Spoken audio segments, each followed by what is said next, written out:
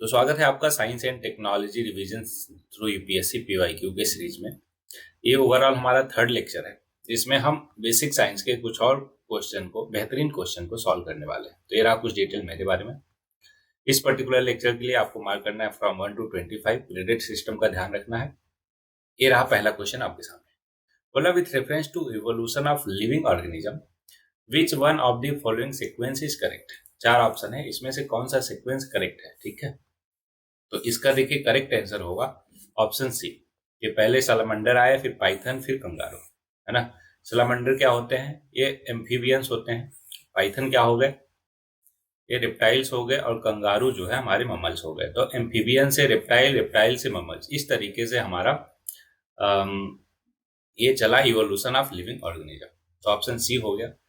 इसका एक्सप्लेनेशन देखते हैं कि The correct sequence of evolution of living organism is from amphibians to reptile and mammal. Amphibian सभी को पता है क्या होता है। Amphibian वो होते हैं जो जमीन और या तो वाटर और लैंड दोनों पे रह सकते हैं, है ना। और पाइथन रेप्टाइल्स वो होते हैं जो they have scales and lay eggs, है ना। और कंगारू जो होते हैं ममल्स होते हैं जो डायरेक्टली बच्चों को जन्म देते हैं, ठीक, लाइव एग्स को। होपफुली ये क्लियर हो गया होगा। नेक्स्ट क्वेश्चन आपके सामने। In dry cell which of the following are use as electrolytes. आपको पता है 2 टाइप के सेल होते हैं, उसमें से एक है ड्राई सेल। अब ड्राई सेल में जो इलेक्ट्रोलाइट होता है, जैसे कि लिक्विड सेल में जो इलेक्ट्रोलाइट होता है वो लिक्विड फॉर्म में होता है, लेकिन ड्राई सेल में वो सॉलिड फॉर्म में होता है, राइट। तो वो किसका बना होता है, यही पूछ रहा है हमसे। तो वो एक्चुअल में बना होता है अमोनियम क्लोराइड और जिंक क्लोराइड का, ठीक है। और जो हमारा एनोड होता है जिंक का, और कैथोड होता है कार्बन का। ओके, तो अमोनियम क्लोराइड और जिंक क्लोराइड इसलिए लेते हैं सच दैट कि वो एनोड हो, मतलब जिंक को कोरोजन से भी बचाए। और अमोनियम क्लोराइड एक ऐसा कंपाउंड है जो रिएक्ट भी नहीं करता, राइट। तो इसलिए हम अमोनियम क्लोराइड और जिंक क्लोराइड को यूज करते हैं। चलिए एक्सप्लेनेशन देखते हैं। Ammonium chloride and zinc chloride serve as electrolytes in dry cells, a battery type implying a paste electrolyte with minimum moisture to facilitate current flow between electrodes. Unlike wet cells, dry cells can function in any orientation without leakage due to the absence of free liquid. यहाँ पे free liquid नहीं होता है। The zinc carbon battery, मैंने बताया आपको, zinc होता है एनोड, कार्बन होता है कैथोड। अमोनियम क्लोराइड और जिंक क्लोराइड यूज करते हैं, क्यों? क्योंकि अमोनियम क्लोराइड एक वाटर सॉल्युबल साल्ट है। तो इसको इसलिए चूज किया जाता है क्योंकि इसकी कंडक्टिविटी और नॉन रिएक्टिव नेचर की वजह से। वहीं पे जिंक एनोड जो है वो जिंक इलेक्ट्रोड को कोरोजन से बचाता है, और जिंक एनोड ऑक्सीडाइज होता है, और कार्बन कैथोड रिड्यूस होता है। आई होप कि ऑक्सीडेशन रिडक्शन आपने पढ़ा है अच्छे से। और आगे बोल रहा है कि generating electron that flow through the external circuit. देखो बैटरी से कनेक्ट कर दिया, एक्सटर्नल सर्किट से जो करंट फ्लो कर रहा है, करंट आखिर क्या है? फ्लो ऑफ इलेक्ट्रॉन है, राइट। तो वही बात है। और ये ड्राई सेल कहाँ कहाँ पे यूज होता है? फ्लैश लाइट, रेडियो, टॉयज और सब इमरजेंसी लाइटिंग सिस्टम में आपने भी यूज किया होगा, है कि नहीं। नेक्स्ट क्वेश्चन रहा, which on one of the following has the highest energy. देखो सबसे ज्यादा एनर्जी किस में से होती है? 4 में से। याद कीजिए मैंने आपको विबग्योर का कॉन्सेप्ट समझाया था। विबग्योर, तो विबग्योर में सबसे ज्यादा जो वेवलेंथ होती है रेड की होती है, और अगर वेवलेंथ इसकी सबसे ज्यादा है तो एनर्जी सबसे कम होगी। ऐसा क्यों? क्योंकि देखो एनर्जी का फॉर्मूला होता है Sc/λ।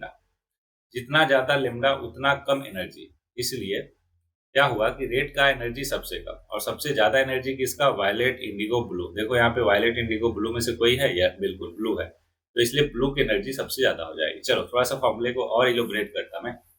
सो जो एनर्जी होती है इक्वल टू Hc/λ होती है, जहाँ पे H क्या है? प्लैंक कांस्टेंट, C है स्पीड ऑफ लाइट, और लेमडा क्या है? वो है वेवलेंथ, ठीक है, वेवलेंथ ऑफ द लाइट। अब वेवलेंथ के इनवर्सली प्रोपोर्शनल एनर्जी क्या है? वेवलेंथ के इनवर्सली प्रोपोर्शनल है, मतलब वेवलेंथ जितना ज्यादा एनर्जी उतनी कम, वेवलेंथ की जितना कम एनर्जी उतनी ज्यादा। ओके, वेवलेंथ के बेसिस पे ऐसे हम देख सकते हैं एनर्जी को। वहीं पे अगर हम बात करें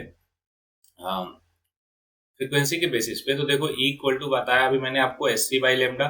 तो C/λ को ही हम फ्रीक्वेंसी न्यू भी लिख सकते हैं। इसको, इसका क्या सिंबल होता है? न्यू। तो E equal to h nu. अब E जो है न्यू पे कैसे डिपेंड करता है? डायरेक्टली, मतलब जिसकी जितनी ज्यादा फ्रीक्वेंसी उसका एनर्जी उतना ज्यादा। होपफुली ये कॉन्सेप्ट बहुत अच्छे से आपको क्लियर हो। एक्सप्लेनेशन देख लेते हैं।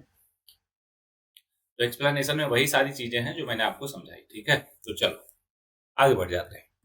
नेक्स्ट क्वेश्चन रहा, in the context of alternative source of energy ethanol as a viable biofuel can be obtain from. देखो एथेनॉल जो है, वैसे तो हम potato, rice, sugar cane, wheat सबसे कर सकते हैं थोड़े अमाउंट में, लेकिन शुगर केन में शुगर कंटेंट बहुत ज्यादा होता है, दैट्स वाई ये वाइबल सोर्स है बायोफ्यूल का। होपफुली आपको क्लियर है, 2009 का क्वेश्चन है, दैट्स ऑल। एक्सप्लेनेशन देख लेते हैं। Ethanol is a renewable fuel that can be made from a variety of feedstock, including sugarcane. First extracted from the stalk, the juice is then fermented with yeast to produce ethanol. High sugar content की वजह से हम sugar cane को use करते हैं। Sugar cane ethanol is a clean burning fuel that help to reduce green house gas emission. चलो next question, बोला camphor, chicory और vanilla which of the following are plants product. कौन से plants product है? तो इसका करेक्ट आंसर है तीनों के तीनों। कैसे वो देख लेते हैं, है ना। देखो ये है कि पहला ऑप्शन जो कैम्फर है ना, एक प्लांट प्रोडक्ट है। Camphor is a waxy white solid that is extracted from the bark and wood of the camphor laurel tree, उस ट्री का नाम है। It is used in variety of product including liniments, ointments और cough drops. इन सब में use किया जाता है किसको? कैम्फर को। दूसरा भी करेक्ट है कि चिकोरी, है ना। Chicory is a plant product. Chicory is a flowering plant that is native to Europe और Asia. It is grown as a food crop और कॉफी सब्स्टिट्यूट, कॉफी की जगह पे भी इस्तेमाल किया जाता है इसका। Chicory root can be roasted and ground to make a coffee like beverage. तीसरा भी सही है कि वनीला जो आप आइसक्रीम वगैरह में खाते हो ना, आइसक्रीम चॉकलेट है ना, वनीला फ्लेवर, तो भी एक काइंड ऑफ प्लांट प्रोडक्ट है कि vanilla is a flavouring that is extracted from vanilla orchids. It is used in a variety of food and beverages products, including ice cream, chocolate, or baked good. Next question. In making the saffron spice, which one of the following parts of plant is used? ध्यान रहे saffron spice की बात हो रही है, तो उसके लिए हम स्टिग्मा यूज करते हैं प्लांट का। कैसे ये देख लेते हैं explanation. Saffron is a spice made from the dried stigmas of saffron crocus. उसका साइंटिफिक नेम है crocus sativus. The stigmas are the female reproductive part of the flower and they are the only part of the plant that is used to make saffron. Saffron crocuses are native to the Mediterranean region, but they are now cultivated in many parts of the world, including Iran, India, Spain, Morocco. Iran is the world largest producer of the saffron. India में अगर saffron की बात करें तो found in Pampore region of Jammu and Kashmir in India. It is also cultivated in some part of India such as Himachal Pradesh, Uttarakhand. मतलब तीन state में समझ लो आप, जम्मू कश्मीर, हिमाचल प्रदेश और उत्तराखंड, यहाँ तीन जगह पाया जाता है सेफ्रॉन। नेक्स्ट देखो, consider the following statement about probiotic food. याद कीजिए अभी ये 23 या 22 में एक क्वेश्चन आया हुआ था। मैंने बताया था आपको कि पहले भी एक क्वेश्चन आ चुका है, तो यही फायदा होता है पीवाईक्यू को सॉल्व करने का। पहला क्वेश्चन है, probiotic food contain live bacteria which are considered beneficial to human. बिल्कुल सही बात है। Probiotics food help in maintaining gut flora. एकदम सही बात है, दोनों के दोनों करेक्ट आंसर है कि कुछ micro organism, live micro organism ऐसे होते हैं जो हेल्प करते हैं मेंटेनिंग गट फ्लोरा, है ना, गट की हेल्थ को मेंटेन करने में काम आते हैं। राइट, ये एक्सप्लेनेशन रहा। पहला स्टेटमेंट है कि probiotic food contain live bacteria, ये हम देख ही चुके हैं। दूसरा देखते हैं कि they can outcompete harmful microbes, support digestion or produce compound that promote gut health. Okay, चलो next question. In human body the liver has an important role in fat digestion. ठीक है, liver produce two important fat digesting enzymes. नहीं, गलत है। क्यों? क्योंकि liver नहीं, pancreas produce करता है। तो एसेशन सही, रीजन गलत। तो एसेशन सही, रीजन गलत, तो क्या हो जाएगा? ऑप्शन सी जो है इसका करेक्ट आंसर। देखते हैं। The liver has an important role in fat digestion by producing bile. Bile juice क्या होता है? एक greenish yellow fluid होता है that is stored in gallbladder and released into the small intestine when food is eaten. Bile contains a variety of chemicals including bile acid, which help to break down fats into smaller droplets. These smaller droplets are then more easily digested by the enzyme in the small intestine.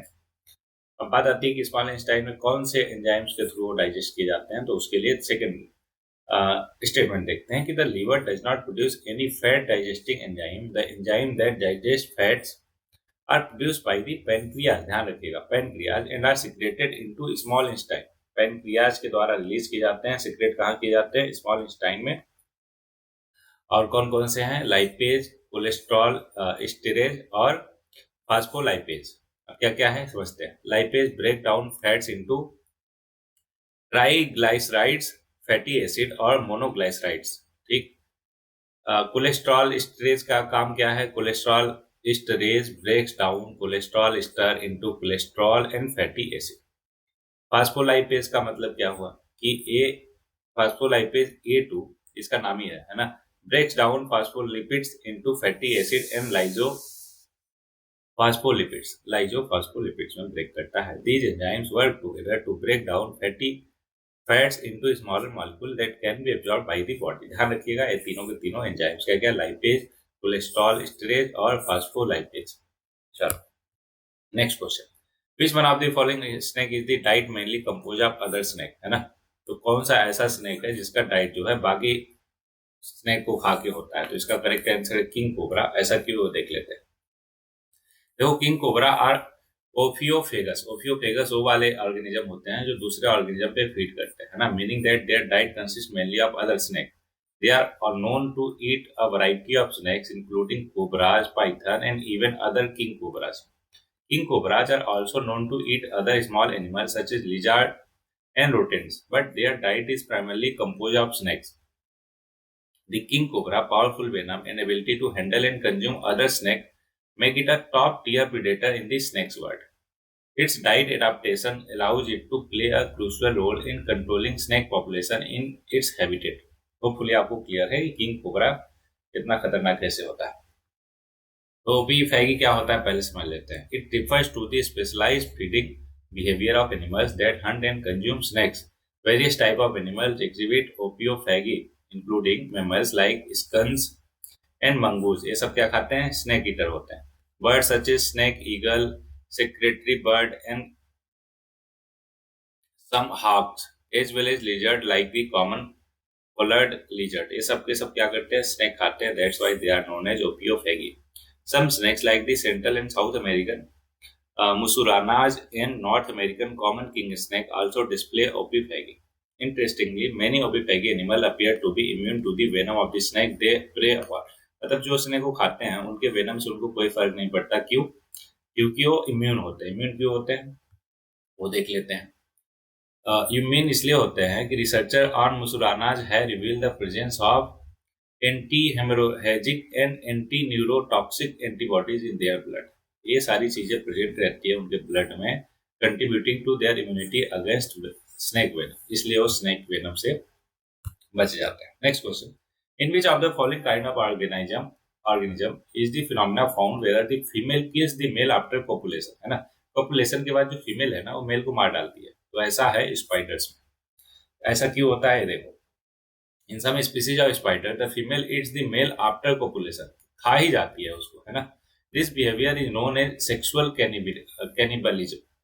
Sexual cannibalism has been observe in over 100 families of spiders including black widows, क्या नाम है, black widows, brown widows and crab spiders.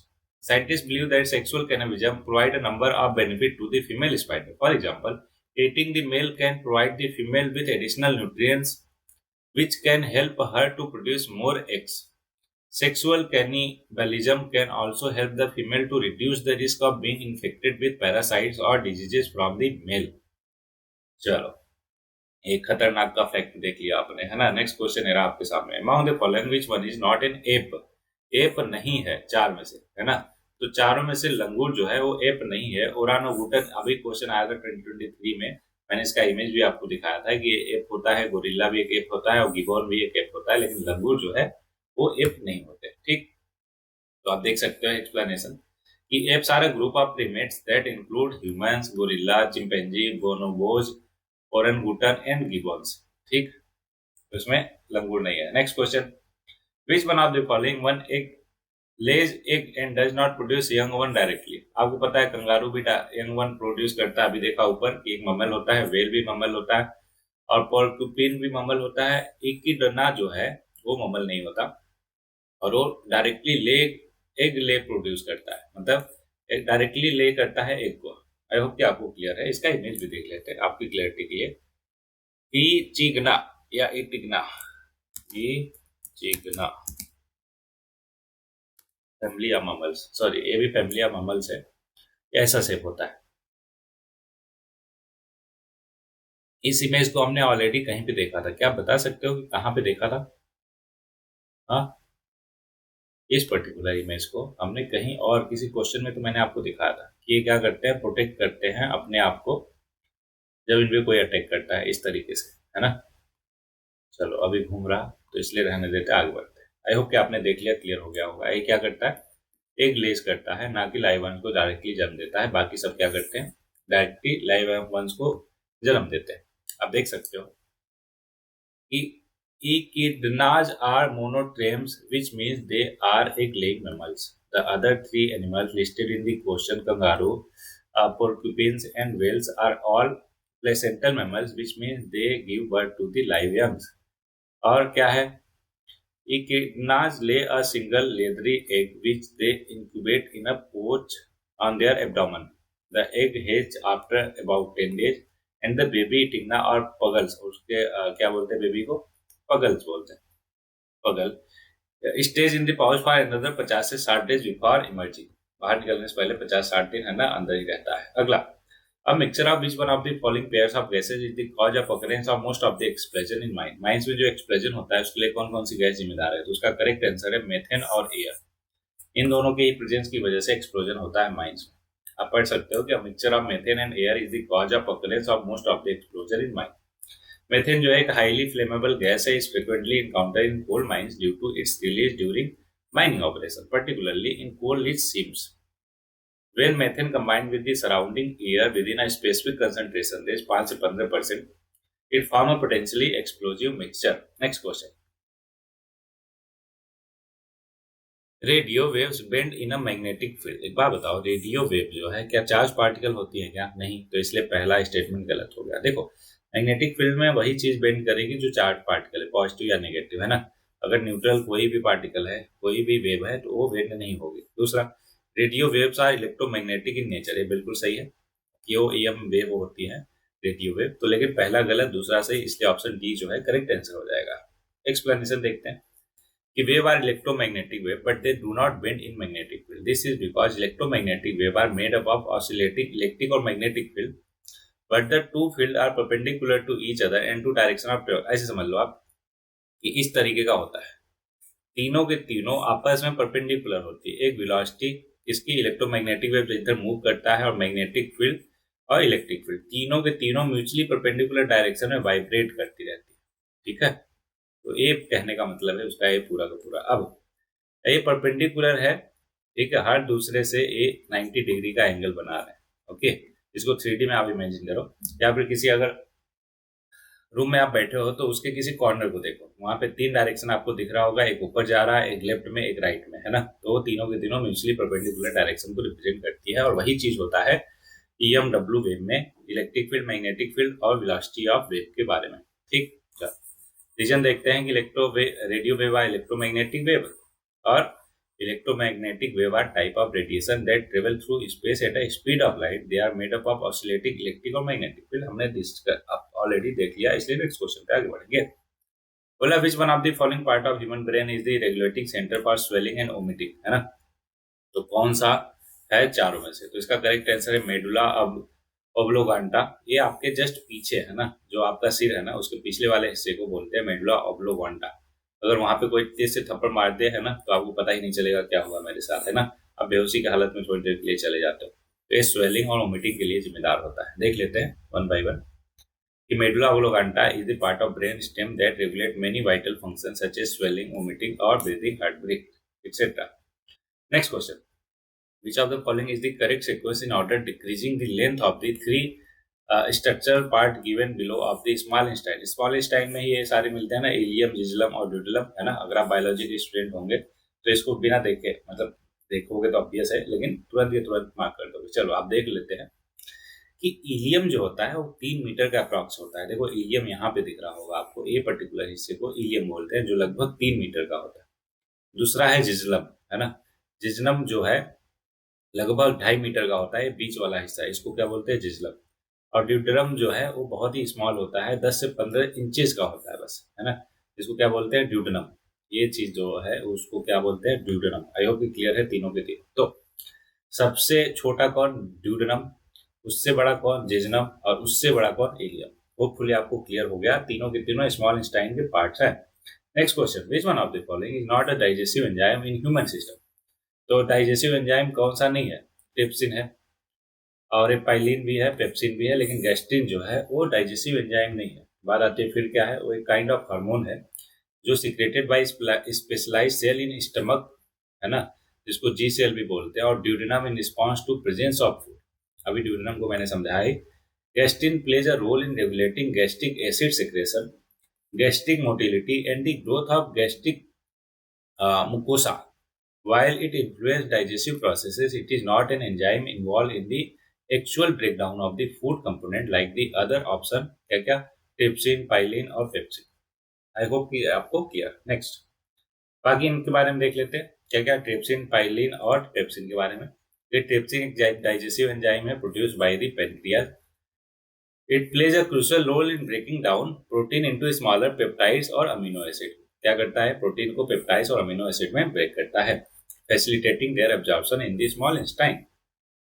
और ptyalin क्या है, also known as salivary amylase, is an enzyme found in saliva. Saliva में ही मिलता है ना, हमारे मतलब माउथ से ही स्टार्ट हो जाता है। It start the digestion of carbohydrate by converting starch into simpler sugar like maltose in the mouth. Pepsin क्या है, एक gastric enzyme produced by the stomach lining. It's responsible for breaking down protein into smaller peptide fragments, aiding in the digestion of the dietary proteins in the stomach acidic environment. तो ये तीनों का काम क्या है, आई होप कि आपको clear हो गया होगा। नेक्स्ट क्वेश्चन पे आगे बढ़ते हैं।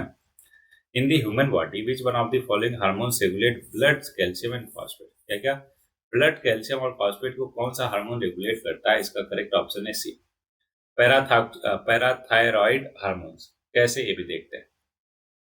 Parathyroid hormone is a small protein that controls the calcium and phosphate homeostatics as well as bone physiology.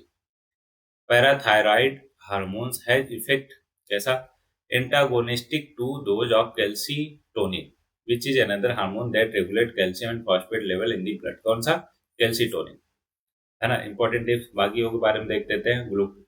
Glucagon क्या होता है, is a peptide hormone produced by alpha cell of the pancreas. It works to raise the concentration of glucose in the blood stream. Growth hormones की बात करें तो also known as the human growth hormones, it is peptide hormone that stimulates growth, cell reproduction और cell regeneration in human and other animal.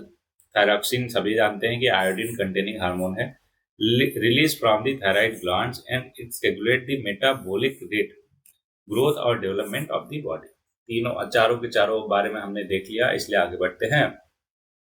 Next question है आपके सामने, during the process of osmosis the solvent travel from the conc solution to the dilute solution. तो बिल्कुल गलत है, उल्टा बोल रहा है, कॉन्ग सोल्यूशन से डाइल्यूट नहीं जाता, डाइल्यूट से कॉन्ग जाता है ऑस्मोसिस में। ओके, अगला, in the reverse osmosis external pressure is applied to the dilute solution. फिर से वही बात, एक्सटर्नल डाइल्यूट पे थोड़े ना रहेगा, तो कॉन्ग पे रहेगा ना, तो इसलिए दूसरा भी गलत, पहला भी गलत, दूसरा भी गलत, तो इसलिए डी हो जाएगा करेक्ट आंसर। एक्सप्लेनेशन देखते हैं कि during the process of osmosis, the solvent travel from the dilute solution to the conc solution. This is because the solvent molecule is always moving from an area of less concentration to an area of high concentration. ठीक है, दूसरा भी गलत है कि reverse osmosis में external pressure is applied to conc solution not the dilute solution.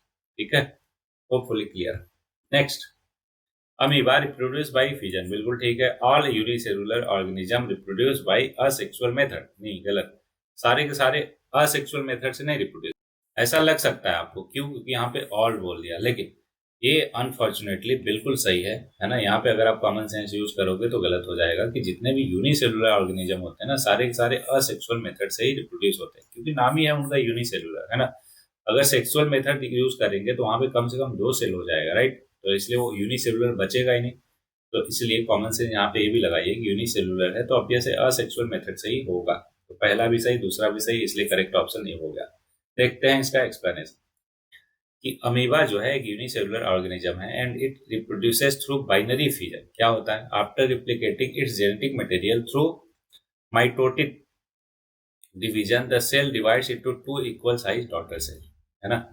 दूसरा correct है कि all unicellular organism reproduce by asexual method. Asexual reproduction is a type of reproduction in which a single parent produce offspring that are genetically identical to the parents. Unicellular organisms are organisms that are made up of single cells such as amoeba और bacteria. अभी कैसे होता है ध्यान समझो. देखो parent amoeba है, उसका है न्यूक्लियस यहाँ पे. इलोंगेशन ऑफ न्यूक्लियस होता है, फिर डेवलपमेंट ऑफ ग्रूव होता है, मतलब ये दो पार्ट में ऐसे डिवाइड होगा. फिर division of nucleus and cytoplasm ऐसे. फिर ये हो गया टू डॉटर सेल, है ना. एक पेरेंट अमीबा क्या बन गया, दो डॉटर सेल में डिवाइड हो गया असेक्सुअल रिप्रोडक्शन के थ्रू. क्या होता है, encompass several modes employed by the organism to replicate without the involvement of gametes or fertilization. These modes include fission और fragmentation. Fission हमने देख ही लिया. Fragmentation क्या होता है, multicellular organism like Planaria and Spirogyra utilize fragmentation. The parent body fragments into pieces, each of which develops into a new individual. चलो बाकी regeneration, budding, vegetative progression ये सारे के सारे हमने देख लिया है, राइट. चलो एक बार और देख लेते हैं क्या दिक्कत. Regeneration involves the growth of new baby body parts typically followed an injury or loss. Organisms like Hydra or Planaria exhibit this ability through specialized cells that differentiate or form new organisms. ठीक, उसको regeneration बोलते हैं. Budding की बात करें तो सब organism like hydra generate birds on their bodies. These birds mature into new individual and eventually detach from the parent. इसको बडिंग बोलते हैं. वेजिटेटिव प्रोग्रेशन ऑलरेडी देख लिया है कि प्लांट्स में vegetative part such as leaves, roots या stem या buds can give rise to new individual. Example के तौर पे ओनियन, बल्ब्स, पोटैटो ट्यूबर्स या फिर runners, stolons. This mode is not only natural but also artificial induced for efficient horticulture purposes.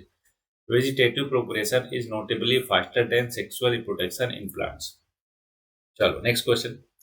All the protein in our body are digested in small intestine only. बिल्कुल गलत. अभी देखा हमने, है ना, कि केवल स्मॉल में नहीं होता, लार्ज में भी होता है थोड़ा बहुत, और स्टमक में भी होता है, राइट. दूसरा, the protein डाइजेस्टिक enzyme from pancreas release into the small intestine. बिल्कुल सही है. पहला गलत, दूसरा सही. ऑप्शन डी हो गया करेक्ट आंसर. इसका देखते हैं एक्सप्लेनेशन कि not all protein are digested in the small intestine. Some protein digestion begin in the stomach due to the action of the enzyme pepsin, which works optimally in the acidic environment of stomach. ऊपर अभी हमने देखा था. So some protein digestion occur before the food reaches to the small intestine. अगला, the pancreas release protein digestive enzymes such as trypsin, chymotrypsin और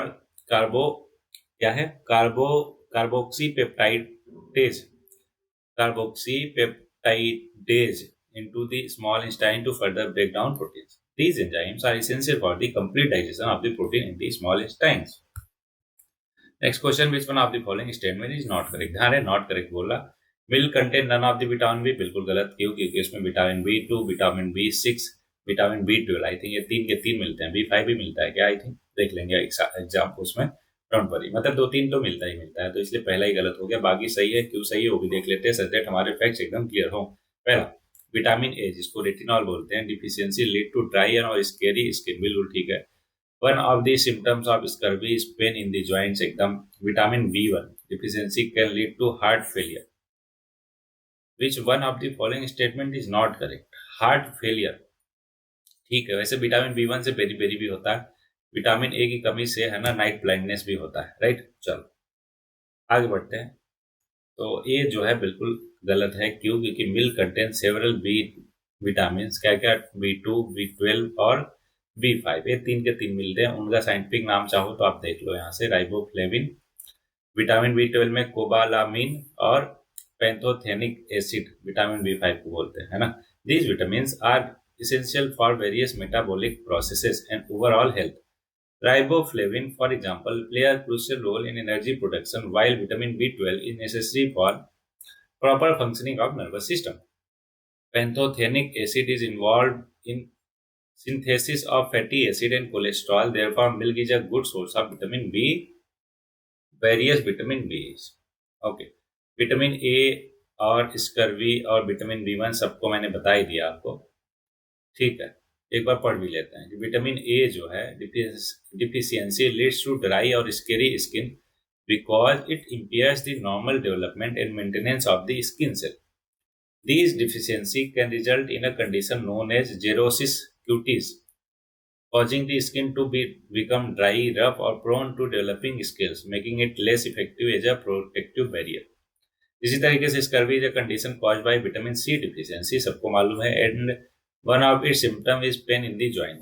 vitamin B one की बात करें तो deficiency can lead to heart failure because thiamine is crucial for proper cardiac function.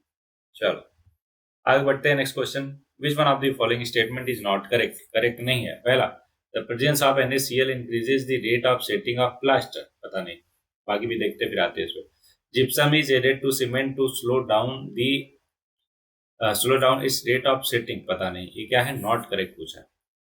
All alkaline earth metal form hydrated salt. Hydrated salt ठीक है. Barium and strontium are found free in nature. बिल्कुल गलत. क्यों? क्योंकि ये free में इन nature नहीं मिलते. और मैं नॉट करेक्ट पूछा था, हमारा आंसर मिल गया क्या, barium and strontium are found free in nature. नहीं फाउंड होते.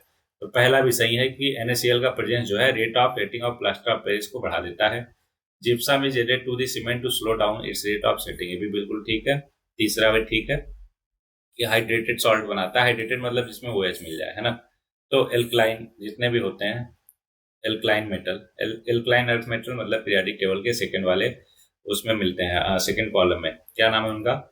पहले का होता है हलीना का रब से बट फरियाद, बेटा मांगे कार स्कूटर बाप राजी. तो बी मतलब बेरिलियम, मांगे magnesium, car calcium, scooter strontium, है ना. इसी तरीके से बाकी भी है. ओके आगे बढ़ते हैं. Barium and strontium are not found free in nature. I hope कि आपको क्लियर हो गया होगा, बाकी मैंने बता ही दिया तो इसलिए आगे बढ़ जाते हैं. Next question, which one of the following statement is not correct. Correct नहीं है, बताना है चारों में से. पहला, the velocity of sound in air increases with the increase of temperature. बिल्कुल. तो ये डायरेक्टली प्रोपोर्शनल होता है और I think V equal to V0 plus 0.25 into T, ऐसा समथिंग होता है. ठीक है. टी क्या है? टेम्परेचर. तो ऐसा कुछ फॉर्मूला होता है, एग्जैक्ट नहीं है, इसलिए जस्ट आप ये ध्यान में रखो डायरेक्टली प्रोपोर्शनल होता है.